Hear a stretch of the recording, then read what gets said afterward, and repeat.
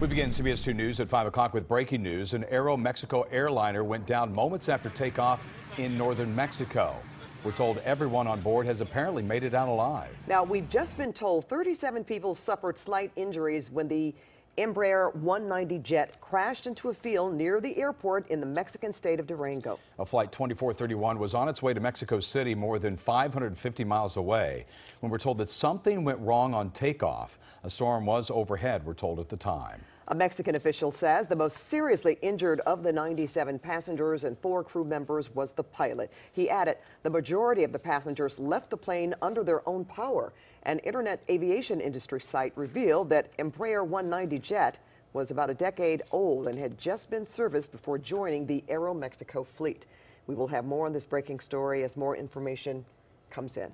More breaking news at this hour. A deadly double shooting in South L.A. Police say 2 men in their 40s were shot several times on 41st Street. That's between Alameda and Long Beach. Now, one of them died. The other was rushed to a hospital. The gunman was last seen on Long Beach. Investigators say he got away in a white compact Toyota from the 90s. Drop the knife! And put the knife down! LAPD releases another body cam video of a woman killed in a police standoff. The deadly standoff happened last month in Van Nuys. A man with a knife and his hostage were shot and killed. Now, this is the second body cam video released in less than 2 weeks. CBS 2's Dave Lopez is live at LAPD headquarters in downtown LA with that story. Dave? Well, the new chief has made no secret that he is going to be as transparent as possible, and that includes videotape of police shootings, even though there's a mandate that you have to release that within 45 days.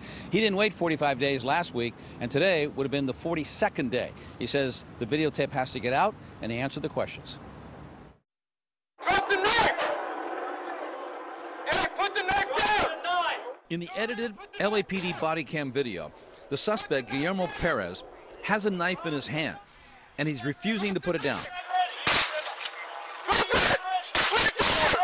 He blocks the beanbag projectiles with a folding metal chair, and then he grabs a disabled homeless woman, Elizabeth Tollison, who was standing near him. She didn't even know Perez, grabs her in a headlock and puts the knife to her throat. With the knife at her throat, 3 officers didn't hesitate. They opened fire. 18 rounds, killing Perez. 2 of those bullets hit Miss Tollison.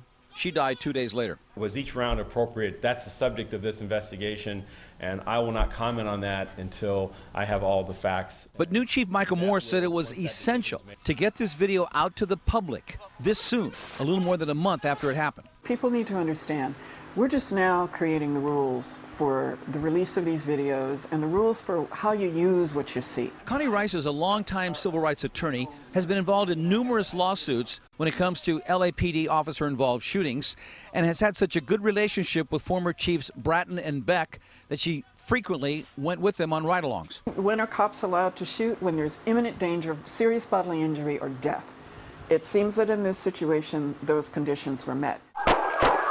When Moore released the video of the shooting at Trader Joe's, where another innocent bystander was shot and killed by an LAPD officer, he said the same thing, an imminent threat to the officers. That's why they fired. Regarding equipment, specifically less lethal tools. He talked about a new 40mm launcher for the department that's more powerful than a beanbag and also not lethal. He also talked about more training and strategy when approaching suspects with a knife or a gun. He's trying to give the public enough information to better evaluate what they're seeing, some backdrop, so that they're not just looking at a YouTube video without any other information. And I asked, based on her experience, after looking at this video, is there anything else the officers could have done? I've looked at scores of videos in my time. There have only been 2 where I thought I could conclusively say yes or no, good or not. Only 2. Every other video I required other information. And this is one of them? This is one of them. Again, the chief made it clear he is not ready to pass judgment on or decide judgment on the officers, whether it was in policy, out of policy, whether they shot too many times. That comes for a later date. He says what he wanted to do is to get the information out there and show the public exactly what happened and what his officers were up against that day. Reporting live from downtown Los Angeles, Dave Lopez, CBS 2 News. A gunman is on the run after a deadly shooting in Gardena. A woman was killed and 3 other people were injured, including the suspect's pregnant ex-girlfriend. 2 of the victims are in critical condition tonight, while the 3rd person had minor injuries. Investigators say the deadly shooting happened overnight at a mobile home park. Neighbors say they heard a woman screaming and several gunshots. CHP is now looking for a black Kia Soul with paper plates in connection to this crime. I'm just kind of horrified that something like this would happen in our neighborhood. You know, it's just tragedy, and I'm sorry it happened. It'll tear you up. It'll hurt you. Make you feel bad. Detectives believe the shooting is linked to another murder that happened less than an hour later. A man was shot to death on the 710 freeway at the Martin Luther King on-ramp. L.A. County District Attorney will not pursue charges against CBS Corporation CEO Leslie Moonves. Several women accused Mr. Moonves of sexual misconduct. One of them filed a complaint with police. CBS2 Sandra Mitchell is live in the newsroom with more information. Sandra? Well, Pat, the DA's office says a woman identified as Jane Doe told investigators that Moonves assaulted her on several occasions back in the 1980s. Prosecutors did investigate, but they determined the statute of limitations has expired on those 3 potential charges. The decision comes after Ronan Farrow's article in The New Yorker revealed allegations by 6 women who accused Moonves of sexual misconduct or abuse from the 1980s to the 2000s. The DA's office says the alleged victim knew Moonves from working in the TV industry and that she claimed the CBS chairman and CEO had sexually abused her in 3 incidents dating back to 1986 and 1988. Moonves did not work for CBS at the time. Farrow tweeted today that this woman's allegations appear to stem from allegations not included in our story from a different, additional woman. Moonves has denied claims of sexual assault. In a statement to The New Yorker, he said, "I recognize that there were times decades ago when I may have made some women uncomfortable by making advances. Those were mistakes, and I regret them immensely, but I always understood and respected and abided by the principle that no means no, and I have never misused my position to harm or hinder anyone's career." The CBS Board of Directors announced just yesterday that it is looking for outside counsel to investigate these claims against Moonves, but he will stay on the job during the investigation. Pat and Jeff, back to you. Sandra, thank you so much. Well, the car fire near Redding has destroyed now more than 900 homes and killed 2 firefighters. It is now the 7th most destructive fire in California history.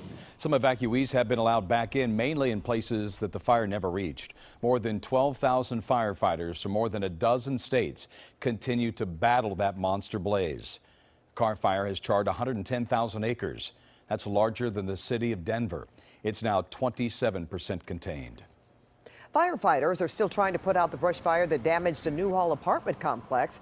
The railroad fire broke out yesterday afternoon at the Terrace apartment complex on Newhall Avenue, just west of the 14 freeway. The fire is now 85% contained. Some people were home when the fire began, racing uphill toward the complex. Others rushed home from work to find windows blown out from the heat and their units damaged. 3 firefighters were treated for minor injuries. Let's go now to developing news. It is happening once again. Facebook says it has now removed 32 fake accounts on Facebook and Instagram that may be linked to Russia. The social media giant said those accounts, such as these, are being used to spread disinformation ahead of the midterm elections. The company says it doesn't know who exactly is behind the efforts, but there are signs it may be connected to Russia. Facebook reported the evidence to law enforcement and to Congress. Now to some tough words today in court as prosecutors laid out their case against President Trump's former campaign manager. It is the first trial stemming from special counsel Robert Mueller's investigation into Russian meddling in the 2016 presidential election. CBS 2 political reporter Dave Bryan is here now with details on what happened in court today. Dave. That's right. And even though this is not really about Russian election meddling per se, it's still a major test for the special counsel's office. Opening statements began today in Paul Manafort's trial. He's charged with 18 counts of bank and tax fraud. Prosecutors painting Manafort as someone who believes he's above the law. In opening statements, prosecutors told the 6 men and 6 women of the jury that Paul Manafort orchestrated a multi-million-dollar conspiracy to evade U.S. tax and banking laws. They said he lived a lavish lifestyle while funneling tens of millions of dollars through offshore accounts. The government says Manafort used the secret income to buy a $21,000 watch, a $15,000 ostrich jacket, and more than $6 million worth of real estate paid for in cash. The defense opened by saying Manafort trusted others to keep track of the millions of dollars he earned from his Ukrainian political work. Manafort's attorney said his client trusted his former business partner, Rick Gates, to keep track of the money. Gates is the government's key witness. He has already pleaded guilty.